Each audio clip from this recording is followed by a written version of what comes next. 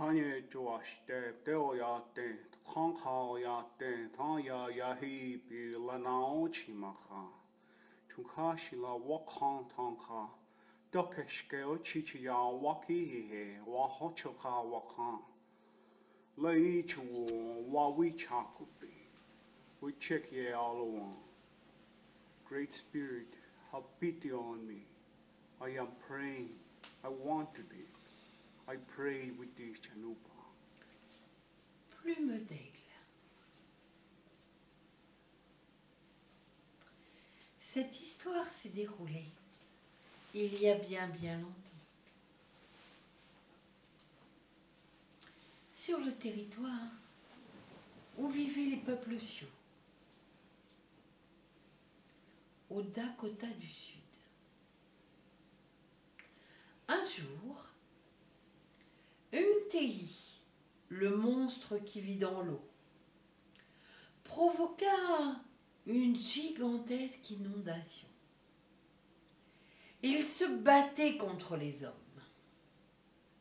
Wankatanka, le grand esprit de l'univers, laissa faire. On ne sait pas trop pourquoi. Tout fut entièrement submergé, excepté une colline. Les hommes s'y réfugièrent, mais cela ne dura pas. Et les eaux montèrent encore et encore. Les eaux montèrent encore et encore jusqu'à recouvrir entièrement presque la colline. Les rochers et les pics se renversèrent sur les hommes qui tous périrent. Au cours de la catastrophe même, Untei lui-même, le monstre qui vit dans l'eau, fut changé en pierre. Ce fut peut-être la punition de Wankatanka, du grand-père esprit, pour avoir provoqué cette catastrophe sur la nature. Seule une très belle jeune fille survécut en haut de la colline. Elle fut sauvée in extremis par le grand aigle Wombly Galeshka, qui, juste au moment où les eaux allaient l'atteindre, avait volé vers elle afin qu'elle puisse s'accrocher à ses griffes. Il la souleva miraculeusement. Il la déposa sur son espace d'aigle, sur la cime d'un grand arbre, sur une autre montagne beaucoup plus élevée, au sommet des montagnes qu'on appelle toujours les Black Hills aujourd'hui. C'était le seul endroit épargné par l'inondation. Aujourd'hui, ce lieu est resté sacré.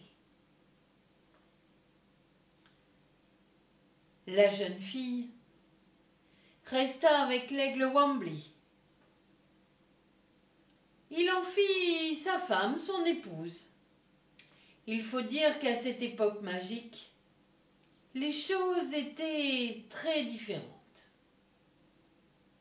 Ces choses-là étaient possibles parce que les hommes et les animaux étaient bien plus proches qu'ils ne le sont aujourd'hui. Le peuple des aigles et le peuple des humains étaient frères. La jeune fille donna à son époux aigle des jumeaux, un garçon et une fille. Ils naquirent au sommet de cette montagne, dans les Black Hills. C'est ainsi qu'il y eut de nouveau des hommes sur terre. Quand les eaux se retirèrent, Wombly descendit toute sa petite famille sur la terre ferme, en leur demandant de former une nouvelle nation, puissante, une nation qui respecterait les peuples de la nature, qui respecterait les esprits de l'eau, qui n'aurait pas besoin de les mettre en colère. Cette nation, c'était la nation Lakota. Les enfants grandirent ainsi et mirent au monde à leur tour d'autres enfants, et ainsi de suite. Une nouvelle nation était née, descendant de l'aigle.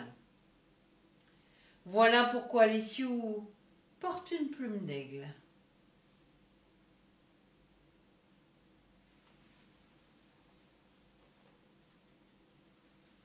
Hanye Josh, Deo Yate, Kanka Yate, Tanya Yahi, Bi Lanao Chimaha, Tunkashi la Wakan Tanka, Dokeshke Ochichia Waki, Wahochoka Wakan, Laichu, Wawi Chakupi, we check ye all along. Great Spirit, have pity on me. I am praying, I want to live. I pray with this Chanupa.